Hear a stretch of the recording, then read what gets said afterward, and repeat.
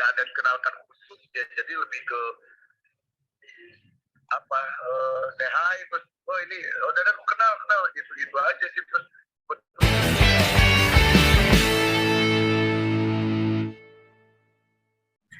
jadi sebelumnya Charlie hanya bisa bergabung ke kita melalui video call sebentar lagi karena beliau saat ini dipercaya oleh pemerintah sedang membuat video klip Indonesia Kita Bisa untuk lagu PON pembukaan PON nasional nanti yang pembukanya di Jawa Barat. Sekarang beliau lagi syuting di Yogyakarta.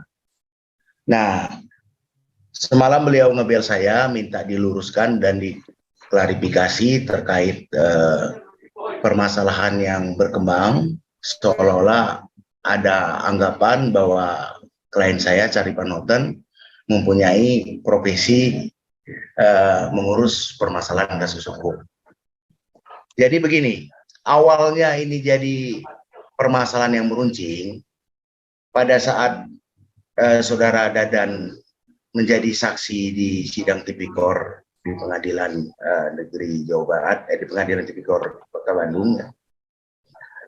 Saat ditanya oleh jaksa, Dadan mengatakan kenal dengan mantan sekretaris Mahkamah Agung itu melalui Charlie Van Houten. Menurut Charlie ini kan tidak ada hubungannya. Jadi kronologisnya begini, sekitar 5 dan 6 tahun yang lalu, Charlie kenal dengan Dadan Tri. Kalau tidak salah dia belum menjadi direktur Wika Beton. Nah setelah itu tidak ketemu lagi. Lalu beberapa tahun kemudian saat Charlie ada hubungan bisnis dengan mantan sekretaris Mahkamah Agung terkait lagu yang akan dibawakan oleh label mantan sekretaris tadi, tiba-tiba si Dadan itu ngebel. Posisi di mana, Li? Saya lagi dengan Bang Hasbi. Nah, terus Dadan berkata, oh aku kenal Hasbi itu katanya. Kebetulan istri saya mahasiswa dia, bimbingan beliau. Artinya kan si Dadan itu sudah kenal dengan Hasbi. Namun tiba-tiba di dalam bukti pembacaan BAP saksi oleh jaksa penuntut umum KPK di pengadilan, Dadan sebagai saksi mengatakan kenal dengan mantan sekretaris Mahkamah Agung ini melalui Charlie Van Houten, padahal tidak ada hubungannya sama sekali. Menurut Charlie setelah itu selesai berhubungan tidak pernah ada komunikasi. Dan pada saat itu juga sekretaris Pak Hasbi ini belum menjadi sekretaris Mahkamah Agung. Kita coba dulu bel Charlie ya. Untuk lebih jelasnya kita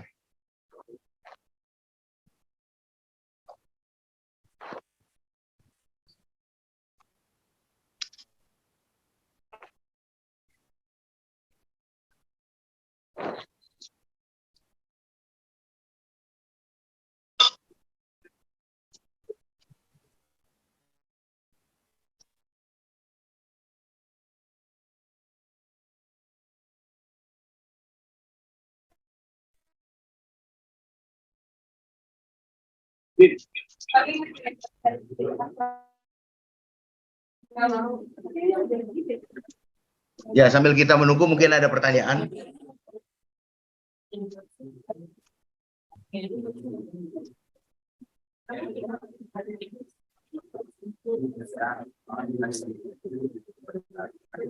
Jadi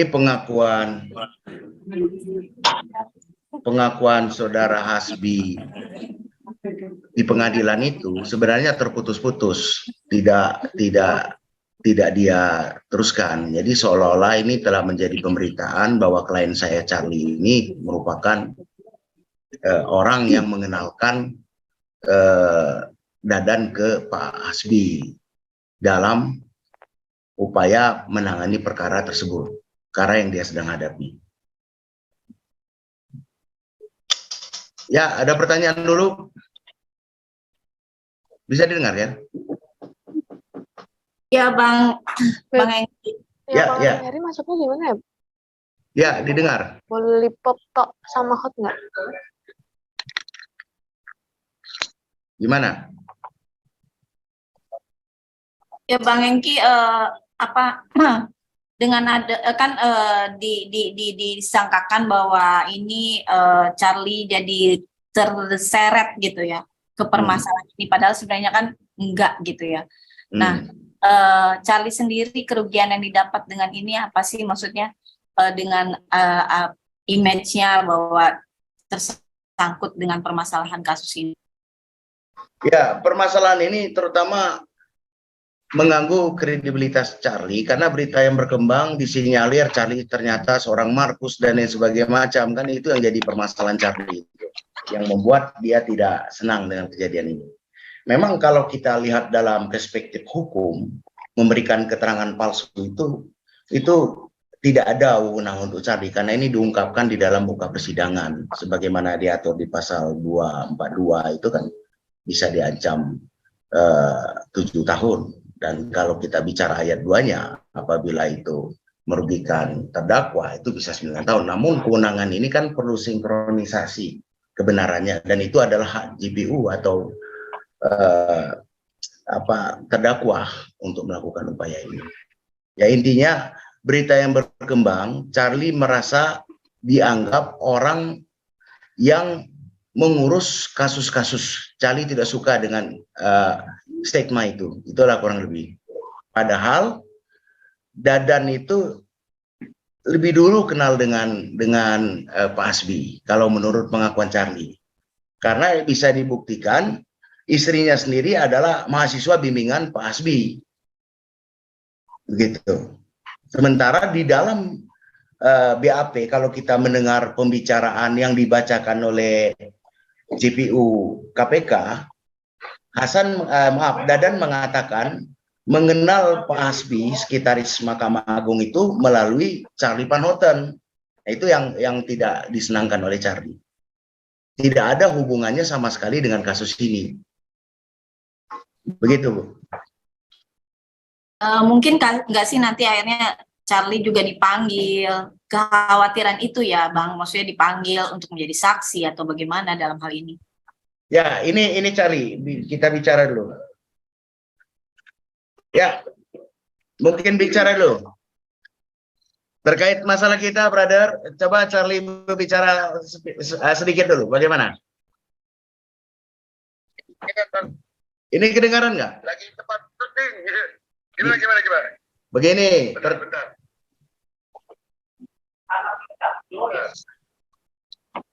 Oh, lagi tempat syuting. Oh ya, jadi loh.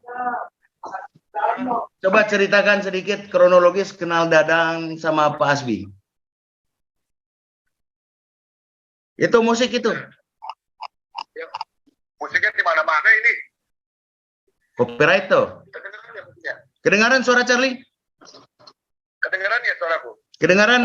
Kedengaran Bang. Oke, silakan Charlie, bicara langsung.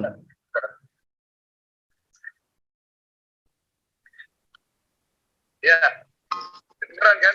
Kedengaran. Gimana?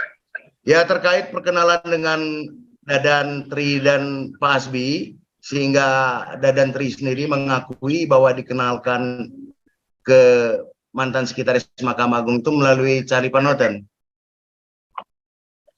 Itu zaman 5 tahun yang lalu ya.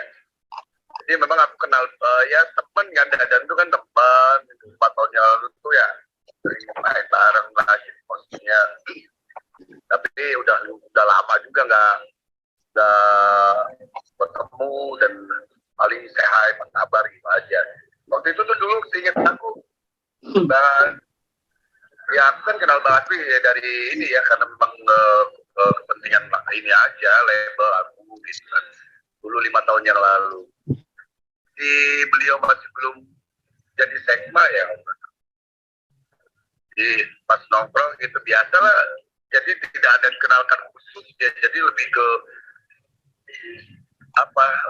say hi, terus ini udah aku kenal gitu aja sih. Terus kebetulan kata Bang Asri itu juga istrinya pernah diajar print gitu.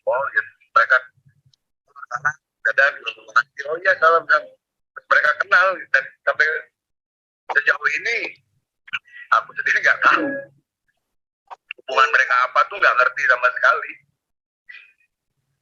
Karena udah lama banget kan itu. Hampir ada 6 tahunan, 5 tahun lebih lah. Gitu.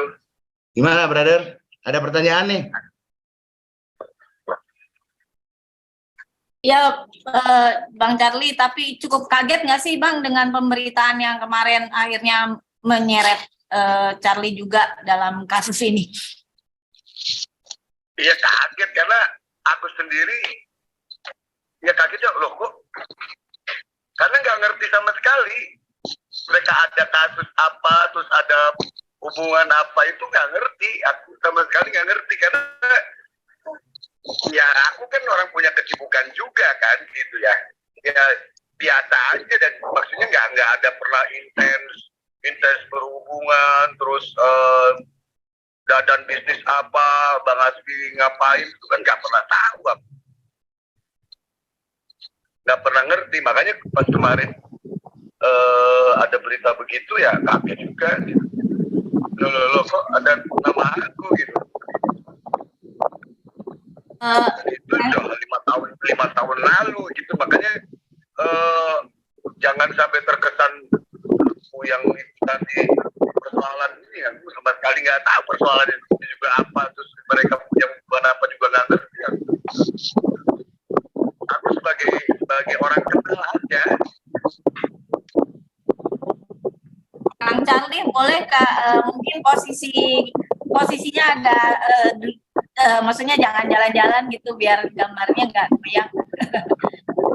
Boleh nggak? Ya, ini nyari yang sepi tempatnya soalnya di lokasi syuting di Jogja. Ya, gimana? Ya Kang, tapi gini, ini kan cukup kasus membuat nama Kang Charlie juga jadi punya image seperti tadi ya, ngurusin kasus-kasus gitu. Kang Charlie sendiri ada nggak sih kerugian yang didapat, misalnya berpengaruh terhadap sekarang ini proyek-proyek Akang atau gimana? Gimana? Ya, maksudnya dengan adanya kasus ini ada berpengaruh nggak sih kerugian kepada Charlie sendiri terhadap proyek-proyek yang sedang dijalani gitu? Oh enggak ada. Nah, aku sih lagi sibuk ini aja dalam kegiatan-kegiatan bikin album. Ya kebetulan memang lagi garap untuk PON ya, lagu untuk PON segala macam itu aja sih. Cuma kemarin ada nama itu, padahal aku nggak sama sekali tahu mereka punya persoalan apa, nggak pernah ngerti aku. Gitu. Paling aku juga beberapa bulan yang lalu saya hai apa kabar ada dan gitu kan gitu aja, terus udah lama juga sama Bang Hasbi itu juga nggak pernah kontekan gitu. Dan perkenalannya itu 5 tahun yang mereka itu udah kenal, kebetulan juga istrinya yang lebih kenal gitu. Tapi jadi waktu juga maksudnya aku nggak sama sekali nggak ngerti apa-apa. Tapi waktu maksudnya tapi waktu say hello Bang Hasbi, Charlie dengan Dadan itu sudah lama atau baru-baru aja tuh waktu kalian bertemu bertiga? 5 tahun yang lalu. Oh, 5 itu jelas 5 tahun yang lalu. Iya. Oke. Nah, Kang, tapi ini kan namakan maksudnya masuk dalam salah satu ini di JPU gitu ya, dituliskan kenal dari. Kalau seandainya nanti Charlie sendiri dipanggil misalnya sebagai saksi untuk menjelaskan dengan seperti apa, bagaimana menghadapi itu? Ya ngejelasin apa adanya aja wong itu. Itu apa adanya seperti itu, aku juga nggak ngerti kasusnya, ada persoalannya sekarang ini apa, mereka punya hubungan apa, aku nggak ngerti sama sekali, nggak tahu. Ya aku sih ngejelasin sebatas apa yang aku tahu aja. Gitu. Yang aku tahu ya 5 tahun yang lalu. Dan biasa aja hubungan wajarnya pertemanan gitu. Mereka punya Kalau hubungan apa? link apa drive-nya tuh pakai punya kita apa di flash? Prinsip enggak apa. Nanti berarti suruh tinggal upload aja kan ya? Biasanya video langsung diupload di ini kan folder sama ini. Guys, sorry ya kalau bisa di mute dulu. Mungkin teman-teman lain ada yang mau nanya, silakan.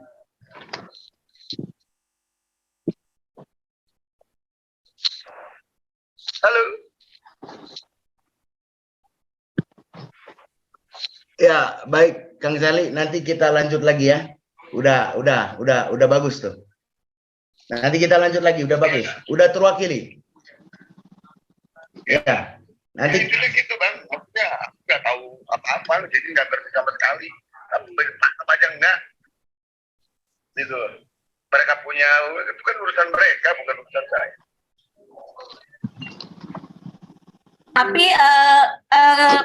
Charlie merasa ini nggak, maksudnya dampak image-nya jadi seperti tadi yang suka apa ya, ngurusin kasus atau jadi kayak maaf kayak apa ya, memperdagangkan inilah kasus-kasus kayak gitu.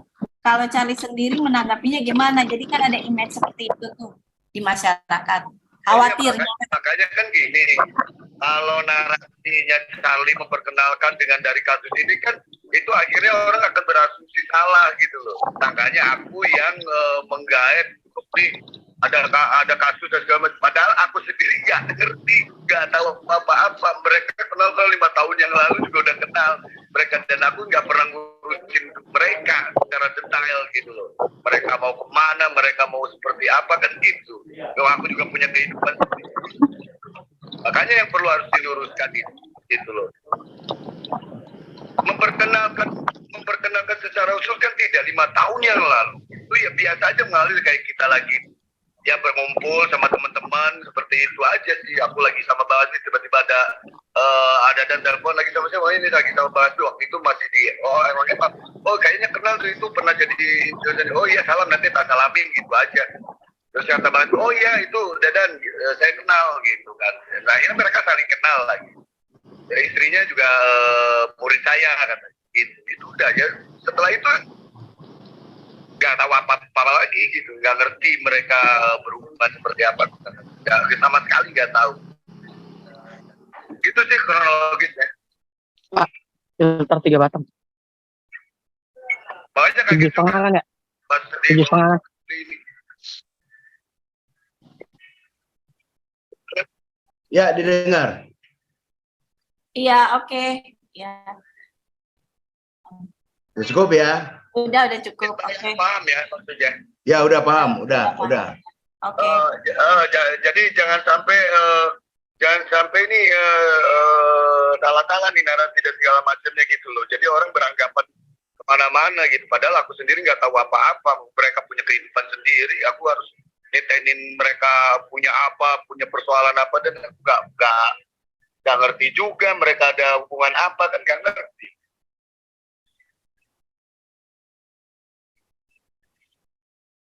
Ya, baik. Kalau kenal ya gitu loh. Kalau kenal ya gitu loh. Kenal baik iya gitu. Sama siapapun kan aku orang entertain ya kenal baik sama semuanya gitu kan. Sesama saling kenal akhirnya mereka punya hubungan apa sejauh ini ya kita nggak tahu kan gitu. Apalagi di persoalan ini yang aku sendiri nggak tahu mereka persoalannya apa.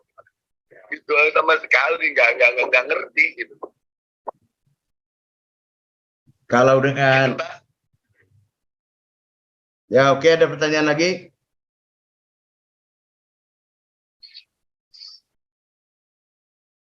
Ya udah brother, udah cukup ya. Terima kasih. Ya itu dijalankan aja Bang. Siap. Jangan sampai terpelintir yang akhirnya membuat asumsi yang nggak jelas yang merugikan gitu loh. Siap.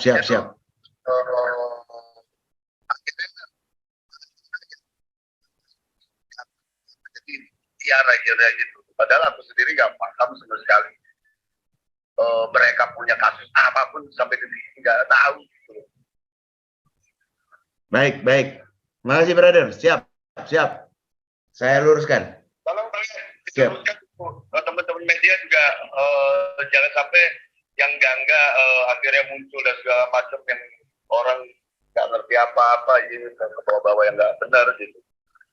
Kalau kenal baik ya saya orang entertain, saya orang ya namanya orang berteman, bersahabat, ya, biasa aja seperti itu. Tapi dalam kasus ini juga aku sama sekali tidak paham. Mereka punya kasus apa, mereka punya persoalan apa, itu nggak ngerti sama sekali. Oke, brother, siap. Oke ya, makasih ya. Ya, nanti sesi kedua ya. Ya, oke. Baik, sahabat, udah cukup jelas mungkin dari Charlie. Saya juga mohon maaf tidak bisa ketemu langsung karena yang satu di Jogja, satu di Bandung. Mungkin cara yang terbaik melalui Zoom ini. Kalau ada kekurangan, saya mohon maaf. Mungkin sebelum kita tutup, ada sisi pertanyaan. Halo, suara saya bisa didengar? Jadi dengar suara? Iya, Baik, Bang. Salmi. Bagaimana? Sudah tidak ada pertanyaan lagi? Kita akhiri aja. Ya, intinya Charlie tidak mau punya stigma di sebagian publik bahwa seolah-olah bagian dari Markus dalam tanda kutip ya artinya. Padahal beliau ini adalah seniman yang banyak berhubungan dengan siapapun. Dan mungkin saya luruskan sedikit, perkenalan Charlie Van Houten dengan Hasbi, mantan sekretaris Mahkamah Agung, beliau sendiri yang datang ke Charlie. Saat itu ada proyek pembuatan lagu untuk keperluan labelnya beliau ya, bukan label Charlie. Dan setelah itu putus hubungan, jarang berkomunikasi.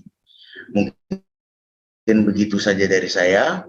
Kalau tidak ada pertanyaan, kita akhiri. Halo? Halo?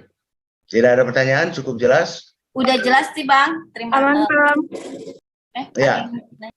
Nanti videonya kalian bisa rekam nggak? Kalau nggak, yang di sini dikirimkan. Ya. Videonya direkam dari sini ya. Oke, videonya kami kirimkan. Nomor HP saya nanti aku pakai Google apa? Nanti saya kirim pakai Google. Nomor HP saya 081 223 232 475. Nanti saya akan kirimkan ya rekaman ini. Jadi nomor HP saya 081 223 232 475. Mohon maaf atas segala kekurangannya. Kita akhiri saja. Wabillahi taufiq wal hidayah. Wassalamualaikum warahmatullahi taala wabarakatuh. Waalaikumsalam. Makasih, Bang. Sama-sama. Sama-sama. Jangan lupa ya 081 223 232 475. Oke, siap, Bang. Ya. Nuhun pisan. Sama-sama.